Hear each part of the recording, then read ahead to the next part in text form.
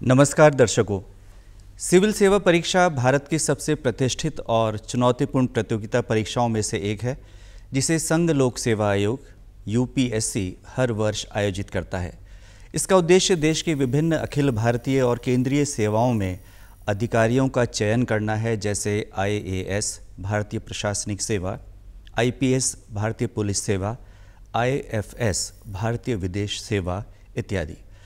Civil सेवा एक सपना, एक जिम्मेदारी और एक सफ़र है, जिसे पाने के लिए लाखों युवा दिन रात मेहनत और प्रयास करते हैं। लेकिन सफलता उन्हीं को मिलती है जो धैर्य, दृढ़ता और सही रणनीति के साथ आगे बढ़ते हैं। आज हमारे इस विशेष कार्यक्रम उड़ान में हम आपके लिए लेकर आए हैं एक ऐसे युवा की प्रेरणादायक यात्रा, जिन्होंने देश की सबसे कठिन परीक्षाओं में से एक सिविल सेवा परीक्षा 2024 में 127वीं रैंक हासिल कर ये साबित कर दिया कि जुनून और लगन से कुछ भी संभव है। इनका अनुभव, रणनीति और संघर्ष उन सभी के लिए एक मार्गदर्शन है जो इस प्रतिष्ठित सेवा में अपना स्थान बनाना चाहते हैं। तो आइए मिलते हैं हमारे आज के मेहमान सलोनी गौतम से और जानते हैं आखिर सफलता की इस ऊंचाई तक पहुंचना कैसे संभव हुआ। सलोनी जी, कार्यक्रम में आपका बहुत बहुत स्वागत है। Thank you so much sir. भारतीय प्रशासनिक सेवा का अंग बनने के लिए आपका बहुत बहुत आभार। हमारी दूरदर्शन की टीम की ओर से, हमारे तमाम दर्शकों की ओर से आपको बहुत बहुत शुभकामनाएं और बधाई। कैसा महसूस कर रही हैं आप? Sir, it's a privilege to be here. हमने लास्ट टाइम जब रिकॉर्ड किया था, उस वक्त जो बातें हुई, तब मुझे पता चला कि मैं जो भी बातें रखती हूँ उसकी रीच बहुत ज़्यादा है और बहुत सारे बच्चे उसको फॉलो कर रहे हैं। तो अभी बहुत रिस्पॉन्सिबल फील होता है कि जो भी मैं उनको गाइडेंस दूँ वो बहुत ही उनके डायरेक्टली यूज़ आ सके। ऐसे गाइडेंस बहुत होती है मार्केट में, तो आई फील अटमोस्ट रिस्पॉन्सिबल कि मैं उनके किसी काम आ सकूँ इस प्रिपरेशन में। जी, सिविल सेवा आपका एक सपना था, प्रेरणा किसकी थी? जी, मैं कहूँगी ये सफ़र शुरू होता है मेरी दादी से ये पापा में आया और फिर पापा ने मुझे ये हमेशा बोला स्कूल टाइम में भी कि सलोनी का भी सिविल सर्विसेज के बारे में सोचना ज़रूर। अगर वो बहुत फोर्सफुली बोलते तो उतना ज़्यादा एंटी रिएक्शन मिलता कि मैं कभी फॉलो नहीं करती उसको। तो वो दिमाग में उन्होंने हमेशा डाला, थ्रू आउट मेरे कॉलेज रहा कि सिविल सर्विसेज कर सकते हैं, एक ऑप्शन, अच्छा ऑप्शन है, पर कैसे करते हैं, क्या सोर्सेज होते हैं, ये सारी गाइडेंस किसी ट्रस्ट वर्दी सोर्स से आना, उसी के बाद हम इसे फॉलो कर सकते हैं। क्योंकि मैं अपनी फैमिली में फर्स्ट जनरेशन ब्यूरोक्रेट बनने जा रही हूँ, तो वो कोई क्रेडिबल सोर्स हमें दिखता नहीं था। तो वो रहता था कि शुरू कैसे करें, बट प्रेरणा मैं कहूँगी मेरे परिवार की ही रही है। सलोनी जी, हमारे दर्शकों को ये भी बताएं कि आपकी पृष्ठभूमि क्या थी, आपकी एजुकेशन कहाँ से हुई और किस वर्ष आपने अपनी तैयारी आरंभ की? जी, मेरी स्कूलिंग देहरादून से हुई है, दून इंटरनेशनल स्कूल से। उसके बाद मैंने अपना कॉलेज 2015 में आईआईटी रुड़की से किया। मैंने अपनी डिग्री ली integrated masters in geological technology. वो 5 ईयर कोर्स था, तो 2020 में मेरी डिग्री ख़त्म हुई। इसके बाद मैंने कुछ महीने अपनी जॉब की और जॉब के दौरान मुझे रियलाइज़ हुआ कि ये सही टाइम है सिविल सर्विसेज की तैयारी शुरू करने का। तो मुझे याद है 11 फरवरी 2021 ये वो दिन है जिस दिन मैंने अपनी जॉब से रिज़ाइन किया था और मैंने सोचा था कि अब मैं अपना पूरा टाइम होल हार्टेडली एटलीस्ट शुरू के कुछ साल सिविल सर्विसेज को दूंगी पूरी ऑनेस्टी के साथ, और जो भी रिज़ल्ट आएगा फिर उसको मैं एज इट इज़ एक्सेप्ट करूंगी। ऐसा कहा जाता है कि यूपीएससी के साथ कोई प्लान बी भी होना चाहिए, क्या ये सही है? जी, ये डिपेंड करता है कि आप किस एज में इस एग्ज़ाम को सीरियसली लेना स्टार्ट कर रहे हैं। अगर आप कॉलेज से फ्रेश पास आउट हैं तो आप सोच सकते हैं कि ये वो टाइम है जो आप खुद को दे सकते हैं। आप 22-23 साल के हैं और उस वक्त अगर आप प्लान भी ना रखें तो इतना फ़र्क नहीं पड़ता। पर अगर आप ये प्रिपरेशन 27-28 ईयर्स में स्टार्ट कर रहे हैं तो बाकी सारी responsibilities from family, from your personal life वो बढ़ जाती हैं। वहाँ पे इन सब से कट ऑफ होकर प्रिपेयर कर पाना काफ़ी कठिन होता है। उस वक्त लोगों के दिमाग में रहता है कि एक प्लान भी रहना चाहिए। तो मैं कहूँगी one size fit all approach किसी भी चीज़ में नहीं लगती है, तो सिविल सर्विसेज में तो बिल्कुल भी नहीं लगती है। It all depends upon personality, which family you are coming from और आपकी कितनी रिस्क टेकिंग एपेटाइट है। जी, अब परीक्षा के चरणों की बात की जाए, जैसे प्रीलिम्स की बात होती है, मेंस और फिर इंटरव्यू, तो इन तीनों के बारे में बताएं कि किस तरह से आपने इन तीनों को अलग अलग रूप में देखा या एक साथ तैयारी आरंभ की। जी, मैं कहूँगी कि मैंने इस एग्ज़ाम को करते करते सीखा है। तो प्रीलिम स्टेज पता होता है कि उसमें जनरल स्टडीज़ का एक पेपर रहता है और एक पेपर सीसेट का रहता है। तो 2022 तक सीसेट उतना कठिन नहीं हुआ करता था जितना 2023 और 2024 में अब आने लग गया है। सीसेट एक न्यूमेरिकल एबिलिटी टेस्ट है, तो कुछ मैथ्स के क्वेश्चन आते हैं, कुछ कॉम्प्रिहेंशन क्वेश्चन आते हैं, कुछ क्वांटिटेटिव एप्टीट्यूड आता है। जो लोग साइंस बैकग्राउंड से नहीं आते उनको एक डेडिकेटेड टाइम देने की ज़रूरत होती है क्योंकि उनका टच छूट जाता है उस सब्जेक्ट से। तो वो इस एग्ज़ाम को भी बहुत सीरियसली लेते हैं क्योंकि वो क्वालिफाइंग होता है। और जनरल स्टडीज़ एग्ज़ाम अपने आप में बहुत ज़्यादा पढ़ाई का गेम तो है ही, क्योंकि आपको ओवरऑल सब कुछ पढ़ना ही होता है, पॉलिटी, इकोनॉमिक्स, ज्योग्राफी से लेके।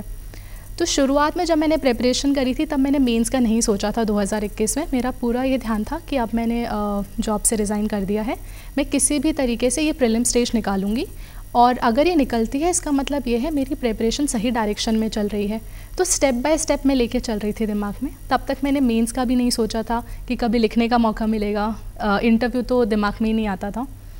तो मैंने फेब से स्टार्ट किया और एक बार मैं अपना सिलेबस कंप्लीट कर पाई before appearing in the prelims exam. उस एग्ज़ाम में मुझे रियलाइज़ हुआ कि ये एग्ज़ाम सिर्फ पढ़ाई से ही नहीं निकलेगा। एक बार सिलेबस कंप्लीट करने का मतलब ये नहीं है कि मुझे अब चीज़ें समझ आ गई हैं, तो रिवीजन भी लगेगा। और वो मेरा टाइम था जब मैंने इस एग्ज़ाम को इंटीग्रेटेड समझना स्टार्ट किया। सिर्फ प्रीलिम्स नहीं, मेंस का जो सिलेबस है उसको सबसे पहले फ़िनिश किया और 2022 का अटेम्प्ट तक सारे नोट्स कंप्लीट किए, पूरा रिवीजन कंप्लीट किया और फिर प्रीलिम्स को अप्रोच किया। इस बार जब प्रीलिम्स को अप्रोच किया तो उसकी गहराई समझ आने लग गई कि एग्ज़ाम एक ओवरऑल अंडरस्टैंडिंग का एग्ज़ाम है जिसको समझ आने में समय लगता है। तो 2022 की फिर जब वो परीक्षा हुई उससे मुझे Indian railway management service allot हुई और इस तरीके से मैं इस एग्ज़ाम को समझती आई। अब बात करते हैं टाइम मैनेजमेंट की। आपने क्या रोज़ का कोई शेड्यूल तैयार किया या फ्लेक्सिबल था आपका सब कुछ?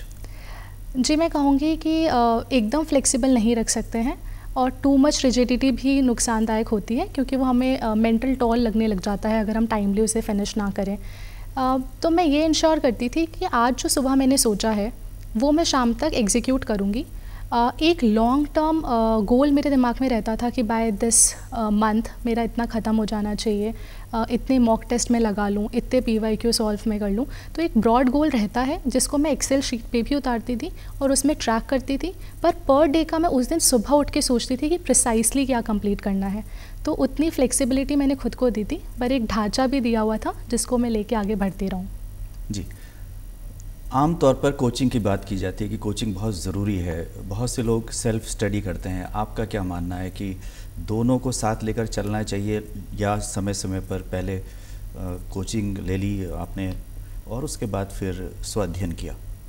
जी, मैं कहूँगी कि ये सारी चीज़ हमें हेल्प करने के लिए है, हमारा समय बचाए, हमें नोट्स अच्छे प्रोवाइड हो जाए और जो लोग इसके बारे में रिसर्च कर रहे हैं कि क्या रेलेवेंट है क्या नहीं, ये इन्फॉर्मेशन हम तक पहुँचे। इसका यूज़ हमें ज़रूर लेना चाहिए। टीचर्स जो गाइड करते हैं, जो हमें ऑनलाइन सोर्सेज मिलते हैं, ये बहुत ज़रूरी है। पर अल्टीमेटली क्योंकि ये सबके लिए अवेलेबल है और अगर सबके लिए अवेलेबल है तो वैसा ही रिज़ल्ट हमें दिखना चाहिए और वो हमें नहीं दिखता है क्योंकि सेल्फ स्टडी का कंपोनेंट बहुत लेस होता है।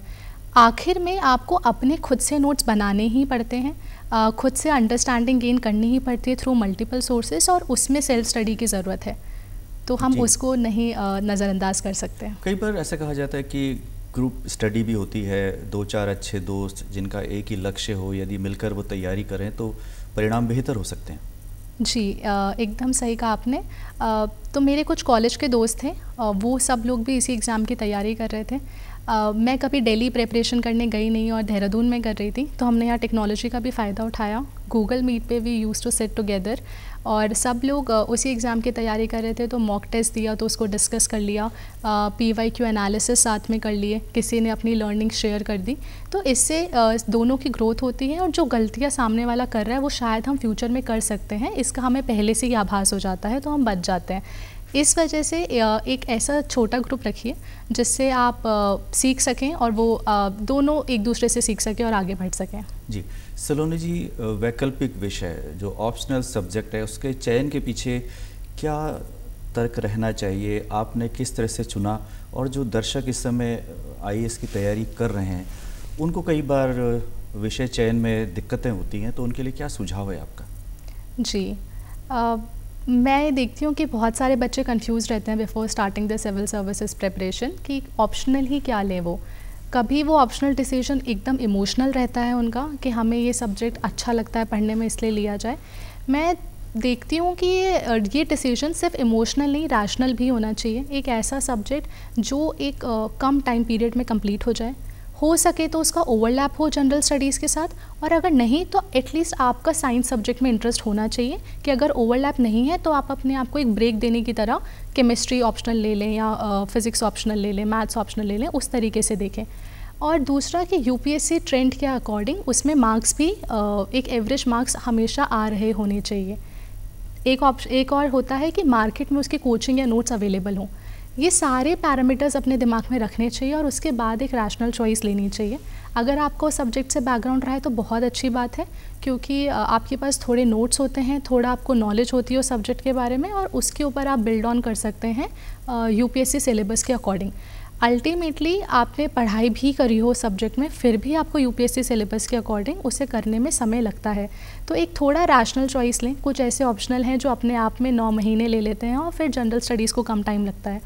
तो एक बैलेंस बना के रखें और तभी आप एक ऑप्शनल चूज़ करने का डिसीजन लें। जी सलोनी जी, माध्यम भी एक बहुत बड़ी चुनौती है कि किस मीडियम में आपको आंसर लिखने हैं, और ख़ास तौर से जो हिंदी भाषी राज्य हैं और जहाँ सरकारी विद्यालयों में पढ़ाई होती है उनके लिए वास्तव में ये चुनौतीपूर्ण होता है। आप कितना मानती हैं कि माध्यम का चयन कितना ज़रूरी है? जी, मैंने एग्ज़ाम इंग्लिश मीडियम से दिया है। मैं कुछ ऐसे साथियों को जानती हूँ जिन्होंने एग्ज़ाम हिंदी मीडियम से भी निकाला है। मैं बस ये देखती हूँ कि मार्केट जो कोचिंग इंडस्ट्री डेवलप्ड है उसमें हिंदी मीडियम वाले कोचिंग इंस्टीट्यूट थोड़े लिमिटेड होते हैं और वो उनको थोड़ी दिक्कत देता है प्रेपरेशन करने में और ये सब टेस्ट वगैरह लिखने में। अगर ऐसे आपके पास सोर्सेज अवेलेबल हैं तो मुझे नहीं लगता कि यूपीएससी कोई भेदभाव करती है कि आप किस मीडियम से आते हैं। वो सबको एक तराजू में ही तोल रहे होते हैं जब आपका फ़ाइनल सिलेक्शन होता है।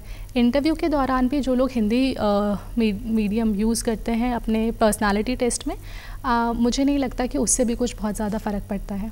जी, कुछ भरोसेमंद किताबें या ऐसे सोर्सेज जिनका उल्लेख आप करना चाहेंगी? जी, ये मुझसे पहले भी जितने टॉपर्स रहे हैं इस एग्ज़ाम के लिए निकले हैं वो सब बोलते हैं कि एनसीईआरटी को आप अपना बेस बना के चलें, और एनसीईआरटी इतनी वाइडली अवेलेबल बुक्स हैं ऑन इंटरनेट और इतनी सिंपल लैंग्वेज में लिखी गई हैं, वो डायरेक्टली यूपीएससी भी एज अ बेस यूज़ करता है टू फ्रेम देयर क्वेश्चंस।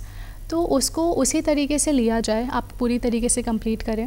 कुछ एक्स्ट्रा मार्केट में जो बुक्स रहती हैं जैसे हिस्ट्री के लिए स्पेक्ट्रम, वो एक अब एनसीईआरटी जैसा ही सोर्स हो गई है सब लोगों के लिए कि वो सब पढ़ेंगे ही before going to civil services preparation. Laxmikanth रहती है पॉलिटी के लिए। तो ये कुछ ऐसी बुक्स हैं जो मैंडेटरी हैं ताकि आपकी एक होलसम प्रिपरेशन हो सके इस एग्ज़ाम की। जी, अब हम आते हैं न्यूज़पेपर्स और मैगज़ीन्स, आपने इनका कितना प्रयोग किया? जी, मैं आजकल देखती हूँ तो मुझे सुनने में आता है कि न्यूज़पेपर का कोई ऑल्टरनेटिव है क्या, सब्स्टिट्यूट है क्या, वो ऐसा मुझसे सवाल पूछते हैं। तो अब जो न्यू जनरेशन आ रही है और इस एग्ज़ाम को देख रही है वो बहुत डिजिटल न्यूज़पेपर कंटेंट को कंज्यूम कर लेती है थ्रू यूट्यूब या फिर थ्रू ई-पेपर्स। ऐसे मेरी प्रिपरेशन है, मैं न्यूज़पेपर पढ़ा करती थी और मैंने उसको कंटिन्यू किया थ्रू आउट माई प्रिपरेशन। तो आई थिंक अभी क्योंकि बहुत सारे सोर्सेज आ गए हैं तो आप कोई भी एक सोर्स पकड़ें। अगर आपको न्यूज़पेपर नहीं पढ़ना अच्छा लग रहा है और आपको यूट्यूब पे वीडियोस देखनी है उसी न्यूज़पेपर के एनालिसिस की, तो आप वो फॉलो करें। अगर आपको monthly current affair magazines follow करनी है तो आप वो फॉलो करें। आप बस फ्लक्चुएट ना करें एक ऑप्शन से दूसरे चॉइस पे, एक पे स्टिक करें और उसको through out the preparation follow करें। जी, करंट अफेयर्स को आपने कैसे मैनेज किया? जी, क्योंकि मैं डेली न्यूज़पेपर पढ़ रही थी तो वो मेरा एक सोर्स होता था। अगर उसमें कुछ बहुत इंपॉर्टेंट न्यूज़ लगती थी मैं ट्राई करती थी उसको इनकॉर्पोरेट कर लूँ। हालांकि मैं ये कहूँगी कि ये चीज़ शुरुआत से, जब तुम डे 1 होता है तुम्हारी प्रिपरेशन का, ये आप तब नहीं कर सकते हैं। तब हमें पता नहीं होता क्या चीज़ कितनी रेलेवेंट है कितनी नहीं रेलेवेंट है। कॉन्सिक्यूटिव अटैम्प्ट से मुझे समझ आने लगा कि ये चीज़ों को एग्ज़ाम में यूज़ किया जा सकता है और तब मैं उसको इनकॉर्पोरेट करने लग गई थी। इसके अलावा करंट अफेयर्स का मेरा सोर्स कुछ यूट्यूब वीडियोस रहते थे, कोई डेली मैं किसी को फॉलो कर रही हूँ तो मैं उनको देख लेती थी। इसके अलावा और कुछ नहीं रहता था। जी, अब हम बात करते हैं मेंस की। और मेंस में भी जो आंसर राइटिंग है, उत्तर लेखन, ये काफ़ी महत्वपूर्ण होता है कि आप कितने शब्दों में उत्तर दे रहे हैं और परीक्षा के अनुरूप जो है उत्तर आपके हैं या नहीं। तो बताएं हमारे दर्शकों को जो तैयारी कर रहे हैं कि किन बातों का आंसर राइटिंग में ध्यान हमें रखना चाहिए। जी, तो मैं पहले एक ब्रॉड फ्रेमवर्क बता देती हूँ मेंस के पेपर का। हमें 9 पेपर लिखने होते हैं विद सर्टेन गैप्स। हमें एक दिन में 6 घंटे लिखना होता है। हमें 3 घंटे में 20 क्वेश्चन का उत्तर देना है, कुछ 250 वर्ड्स में, कुछ 150 वर्ड्स में। ये एग्ज़ाम मेंस का जितना हमें पढ़ाई करनी है उतना ही हमें फ़िज़िकली भी एक्टिव रहना है, अदरवाइज़ हम उतने घंटे लिख ही नहीं पाएंगे। बैक टू बैक जब 6 घंटे लिखते हैं तो हाथ में भी दर्द हो जाता है और फिर फील होता है कि हम उतने फ़िज़िकली एक्टिव नहीं है कि अगले दिन फिर से 6 घंटे लिख पाएँ। तो ये डिमांड समझनी ज़रूरी है कि एग्ज़ाम डिमांडिंग है। अब ये एक कॉन्टेक्स्ट में आप सोचिए कि अगर आपको 3 घंटे में 20 क्वेश्चंस लिखने हैं तो जो आपके दिमाग में पहला थॉट आएगा आप वही पेपर पे उतारेंगे और आपके पास इतना समय नहीं होगा to revisit that question again. हर एक जीएस में मल्टीपल सब्जेक्ट्स होते हैं। अगर हम GS 1 उठाएं तो उसमें हिस्ट्री आएगा, पूरा हिस्ट्री में तुम आर्ट एंड कल्चर पढ़ोगे, वर्ल्ड हिस्ट्री पढ़ोगे, पोस्ट इंडिपेंडेंस, सोसाइटी, ज्योग्राफी, और इतना फ्लक्चुएट होता है हर एक क्वेश्चन दूसरे क्वेश्चन से कि आपके दिमाग को भी उतना स्विच होना पड़ता है। इन सब में जो आपने एक फाउंडेशनल अंडरस्टैंडिंग गैदर करी है अबाउट एवरी सब्जेक्ट, वो रिफ्लेक्ट होती है अपने आपके आंसर्स में। हर एक क्वेश्चन इतना इंटरलिंकेजेस डिपेंडेंट होता है कि आपके जब आप उस आंसर को लिख रहे हैं तो वो सिर्फ सोसाइटी का आंसर नहीं बचता, उसमें बाकी सोशल जस्टिस के एस्पेक्ट्स भी ऐड हो जाते हैं। ज्योग्राफी का लिख रहे हैं तो वो ज्योग्राफी का नहीं बचता, उसमें डिज़ास्टर मैनेजमेंट भी ऐड हो जाता है, एनवायरनमेंट भी ऐड हो जाता है। ये सब की तैयारी सिर्फ तब हो सकती है जब आपने पढ़ाई बहुत होलसम वे में करी हो। उस अंडरस्टैंडिंग को डेवलप होने के लिए क्योंकि समय लगता है, तो पहले दिन से आंसर राइटिंग मैं कहूँगी कि आप ना करें। और जब आपका वो बेस बन जाए तो आप धीरे धीरे PYQs खोलें और डेली आप स्टार्ट करें ब्रेनस्टॉर्म करना कि मैं इसमें क्या लिख सकती हूँ, इसमें क्या मल्टीपल डायमेंशंस हो सकती हैं। और अब तो ChatGPT का भी बहुत हेल्प होता है जिसमें वो आपको हेल्प करता है इस क्वेश्चन को डीकंस्ट्रक्ट करने के लिए कि ये क्वेश्चन की डिमांड आखिर क्या है। अगर हमने पढ़ाई कम करी है तो हम उसको यूनिडायमेंशनली इंटरप्रेट करेंगे, बट ChatGPT की हेल्प से हम समझ सकते हैं कि इसको मल्टीपल डायमेंशन से सोचा जा सकता है और उसके बाद हम उसकी आंसर राइटिंग की शुरुआत करें। ये आफ्टर 9 मंथ्स और 1 year, 9 months into the preparation, उसके बाद आपको थोड़ी अंडरस्टैंडिंग डेवलप होगी, तब आपको आंसर राइटिंग की शुरुआत करनी चाहिए। शुरुआत में प्रीवियस ईयर क्वेश्चंस को उठाना चाहिए और उनको GS वाइज ब्रेनस्टॉर्म करना चाहिए और अपने आंसर्स खुद लिखने चाहिए। ये एक्सरसाइज पहली बारी में ख़त्म नहीं होती, तो एक बार आपने आंसर्स लिखे वो बहुत प्रीलिमिनरी लेवल होगा, उसको फिर और रिफ़ाइन करें मल्टीपल टाइम्स। ऐसा करते करते आपको एक टाइम समझ आ जाएगा कि अब मुझे समझ आ रहा है कि क्वेश्चन किस तरीके से फ्रेम होते हैं, उनकी डिमांड को एड्रेस करने के लिए किन किन चीज़ों का ध्यान देना चाहिए, और वो आपकी प्रिपरेशन को और स्ट्रेंथन करेगा। फिर अब इंटरव्यू बोर्ड पर आते हैं। इंटरव्यू बोर्ड का जो रवैया था आपके प्रति कैसा था, कोई यादगार सवाल? जी, तो मैं UPSC बोर्ड के समक्ष 3 बार आ चुकी हूँ, 2022 की साइकिल, फिर 23 और 2024 में। हर बार मेरा एक्सपीरियंस थोड़ा बहुत सेम और थोड़ा बहुत अलग रहा है क्योंकि चेयरमैन बोर्ड डिफरेंट होते हैं। इस बारी की मैं बात करूँ तो इंटरव्यू बोर्ड आपको पूरा मौका देता है जिसमें आप अपनी बातें उनके सामने रख सकते हैं। वो आपकी बातों को क्रॉस क्वेश्चनिंग या फिर काटेंगे नहीं, आपका आंसर सुनना चाहेंगे, क्योंकि आपके आंसर से वो आपकी पर्सनालिटी का अंदाज़ा लगाते हैं कि आप ये बात बोल रहे हैं तो आप किस कंटेक्स्ट में बोल रहे हैं, कैसे तरीके से इस क्वेश्चन को समझ रहे हैं। तो वो समय को बहुत अच्छे से यूज़ करना चाहिए अपने ओपिनियंस, अपने व्यूज़ को कोहेरेंट तरीके से उनके सामने रखने के लिए। अब इंटरव्यू रूम का जो माहौल होता है, एक चेयरमैन होते हैं और बाकी 4 मेंबर्स रहते हैं। चेयरमैन शुरू करते हैं, बाकी मेंबर्स फिर 1 बाय 1 क्वेश्चंस को आगे ले जाते हैं। कोई नई डोमेन आपके सामने खोलते हैं, जनरली वो डोमेन आपके प्रीवियस अचीवमेंट्स या आप कहाँ से हैं, आप अभी क्या काम कर रहे हैं, इन सब से रिलेटेड होती है और वो उन सब टॉपिक्स पे आपसे बात करते हैं। तो मुझसे उन्होंने पूछा था, एक लेडी मेंबर थी, तो मेरी साड़ी पे एक प्रिंट बना हुआ था, तो शी आस्क्ड मी कि ये कौन सा प्रिंट है। तो लकीली मैं उसके बारे में पढ़ के भी गई थी कि ये मधुबनी प्रिंट बना हुआ था। तो फिर वो इस बारे में बात करने लग गई कि ये जो प्रिंट है ये कहाँ का है और इससे अब जो वहाँ लोग हैं वो इसको किस तरीके से मार्केट कर सकते हैं, उनका लाइवलीहुड कैसे इम्प्रूव हो सकता है। तो उससे रिलेटेड कुछ गवर्नमेंट स्कीम्स। तो आप उस रूम में आए हैं, आप सब्जेक्ट हैं, आपसे रिलेटेड जो चीज़ें होंगी वो आपसे उसी में बात करेंगे। आपको उन चीज़ों पे कॉन्फिडेंस होना चाहिए और बहुत ऑनेस्टी के साथ आपको उनका आंसर करना चाहिए। शुरुआत में मेरा जब इंटरव्यू हुआ तो मैंने बहुत सारे क्वेश्चंस को बोला sir I don't know, sir I don't know, और ऐसे करके मैं थोड़ा प्रेशर में आ गई। चेयरमैन सर को भी पता चल गया होगा कि अब बहुत ज़्यादा प्रेशर में आ गए हैं, तो ही स्टार्टेड एकदम different side of the questioning. तो then he talked about Russia Ukraine and then whole international relations.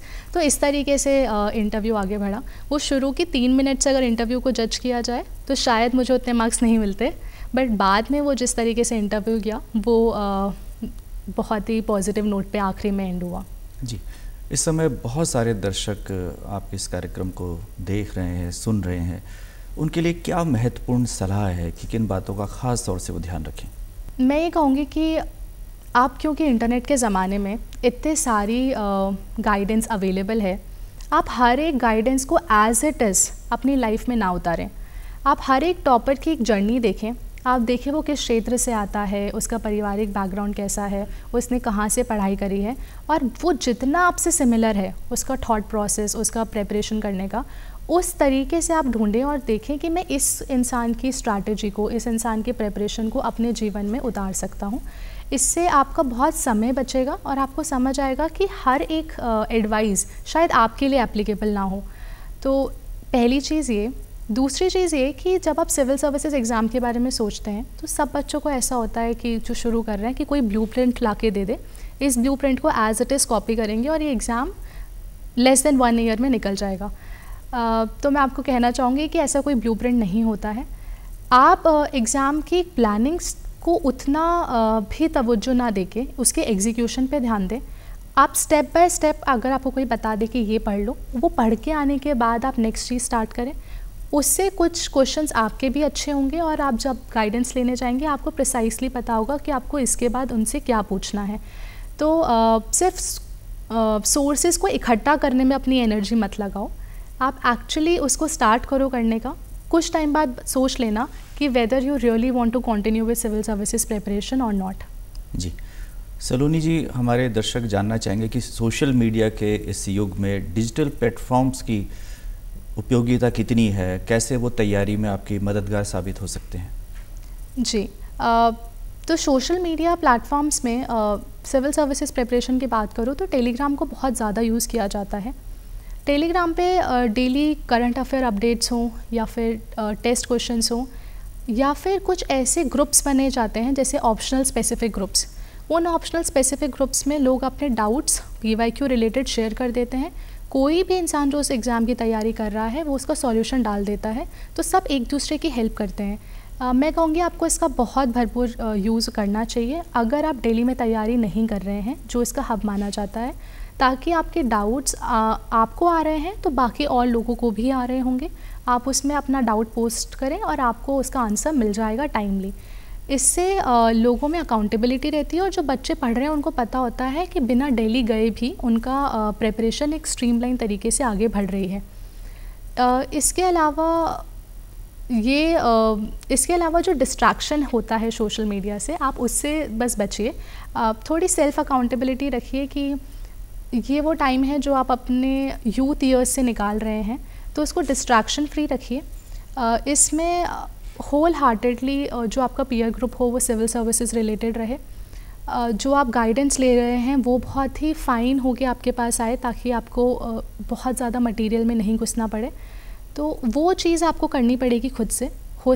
मेरे लिए आप डीएक्टिवेट कर दीजिए कुछ टाइम के लिए, कुछ टाइम की ही बात है, और इस एग्ज़ाम को एक फोकस्ड वे में आगे पढ़ाई जारी रखें अपनी। जी, कम अंक आना या असफलता के दौर में आप खुद को कैसे मोटिवेट कर सकते हैं?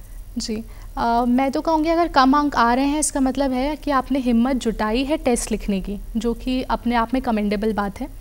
बहुत लोग ऐसे होते हैं जो टेस्ट लिखने के डर से कि कम नंबर ना आ जाए वो टेस्ट ही नहीं करते हैं खुद को।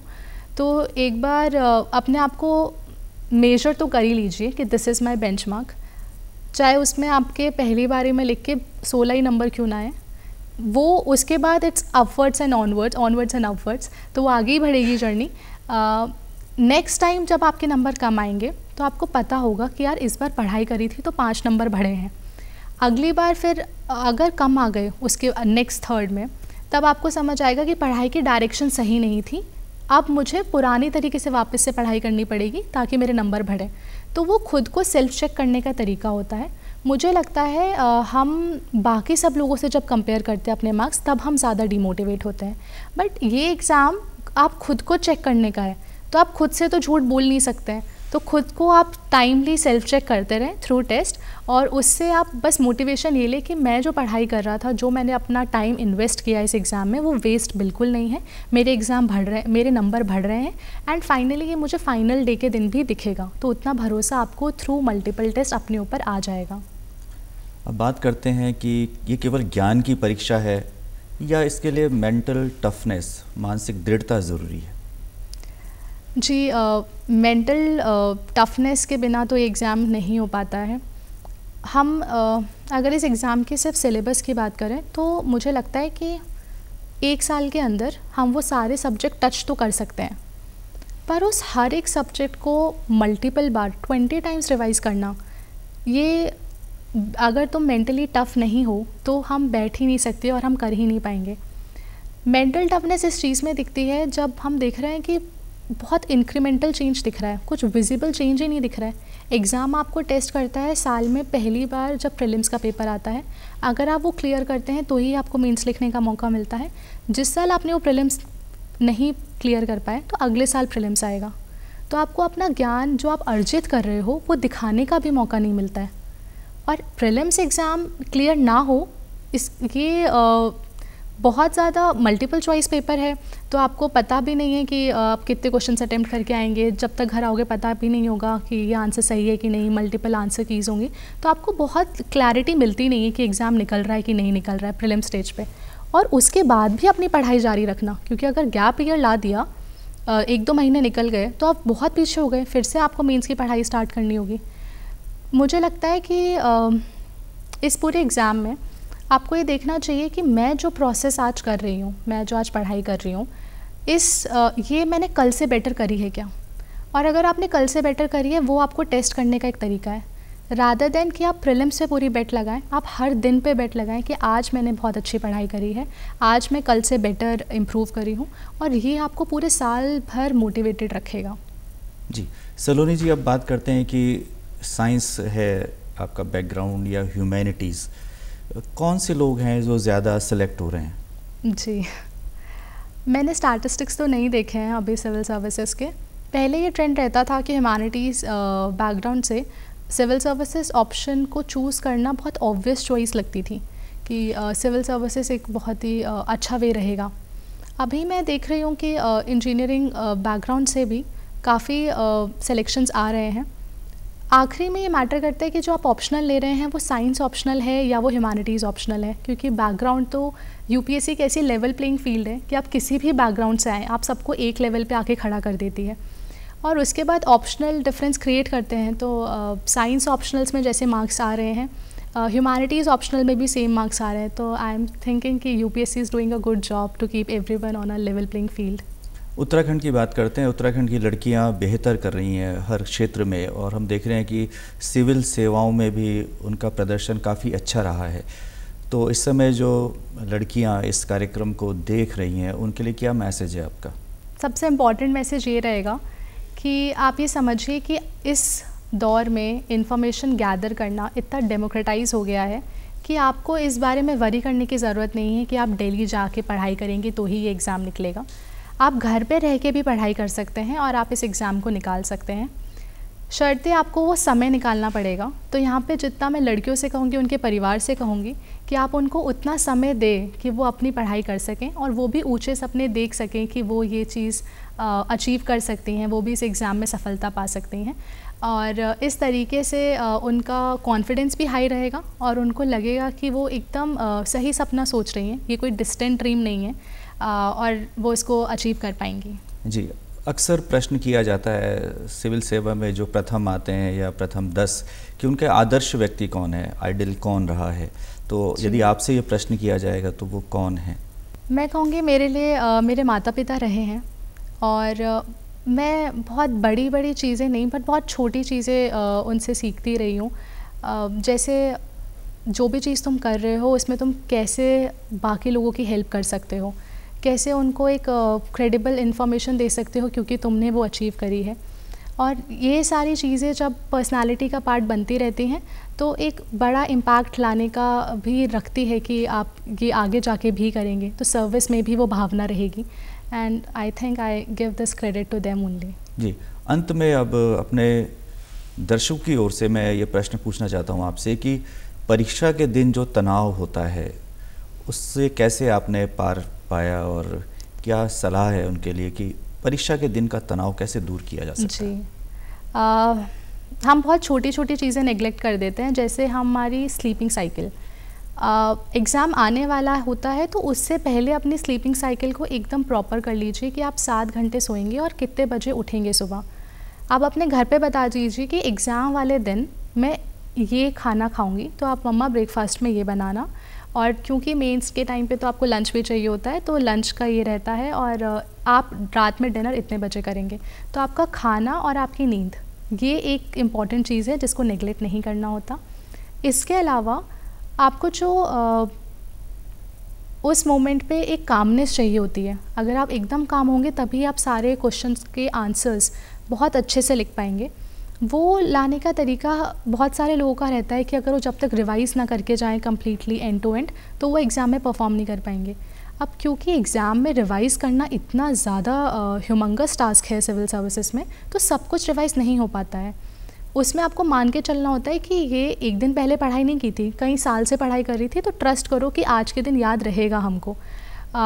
मैं एक रात पहले एग्ज़ाम से परिवार के साथ बैठ जाती थी, हम हंसी मजाक करते थे और एग्ज़ाम की कोई बात नहीं करते थे। उससे एक टेंशन रिलीव हो जाती थी कि चलो अब कल जाके बस दिखा के आना है कि इतने साल जो करा है वो उसमें पढ़ाई करी है और वो दिखेगा फाइनल डे में।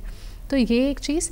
मैं रात में सोने से पहले एक पेज खुद के लिए भी लिखती थी जिसको मैं अपने जर्नल में डालती थी कि कल मेरा एस्से का एग्ज़ाम है या कल मेरा इसका एग्ज़ाम है, इन चीज़ों को मुझे नहीं भूलना है, मुझे खुद पे भरोसा रखना है। अगर ऐसा कोई टॉपिक आए जो मैंने कभी नहीं पढ़ा तो भी ये कॉन्फिडेंस रखना है कि इस एग्ज़ाम से मेरा सिलेक्शन नहीं होगा, इस पे मुझे ज़्यादा ध्यान नहीं देना है, उन पे देना है जो क्वेश्चंस मुझे आते हैं। तो खुद से सेल्फ टॉक करें, अपने जो वेल विशर्स हैं उनके साथ बातें करें। ये आपको एक पॉजिटिव माइंडसेट पे रखेगा। और फाइनल एग्ज़ाम के दिन कैसी भी सिचुएशन हो, आप ये समझिए कि वो वॉर ग्राउंड है, वहाँ पे चीज़ें अनप्रेडिक्टेबल ही होंगी। वहाँ प्रेडिक्टेबल हो जाए तो फिर वो एग्ज़ाम कैसा। उस अनप्रेडिक्टेबिलिटी में जिस इंसान ने बहुत ऑनेस्टी से तैयारी करी होती है वो सेल थ्रू कर जाता है। तो वो भरोसा आप अपने ऊपर ज़रूर रखिएगा। जी, तो सलोनी जी, आज आप इस कार्यक्रम में आई और बहुत ही महत्वपूर्ण बात है आपने हमारे दर्शकों के साथ साझा की। उम्मीद है कि इस बातचीत का लाभ वो ज़रूर उठाएंगे और अपने सपनों को वो भी आपकी तरह पूरा कर पाएंगे। आपका स्टूडियोज़ में आने के लिए बहुत बहुत धन्यवाद। Thank you so much sir. तो दोस्तों, आज हमने सुनी सफलता की वो कहानी जिसमें मेहनत थी, चुनौतियाँ थी, असफलताएँ भी थी, लेकिन इन सब के ऊपर था खुद पर अटूट विश्वास और आगे बढ़ने का जज्बा। सलोनी जी ने न केवल 127वीं रैंक हासिल की बल्कि ये साबित किया कि सही योजना, नियमित अभ्यास और मानसिक दृढ़ता के साथ इस कठिन राह को पार किया जा सकता है। उम्मीद है इनके अनुभव और सुझाव आप में भी वो प्रेरणा जगाएंगे जो आपके सपनों को हकीकत में बदल सकें। आपके उज्जवल भविष्य की कामनाओं के साथ आपसे विदा लेते हैं। नमस्कार।